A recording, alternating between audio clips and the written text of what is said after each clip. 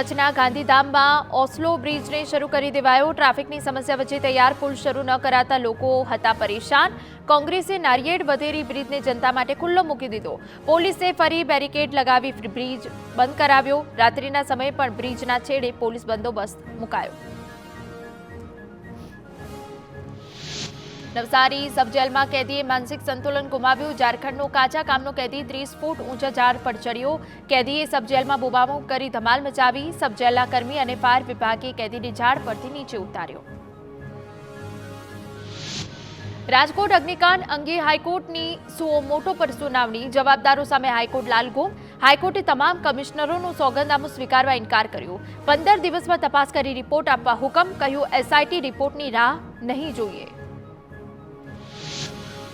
હાઈકોર્ટે કહ્યું કે એક પણ જવાબદાર અધિકારી છૂટવો ન જોઈએ। ગેમ ઝોનના ઉદ્ઘાટનમાં અધિકારી હાજર હતા તેની સામે પણ પગલાં લેવાશે। મોટી માછલીઓ કેમ નથી પકડાતી તે અંગે હાઈકોર્ટે ઉઠાવ્યા સવાલ।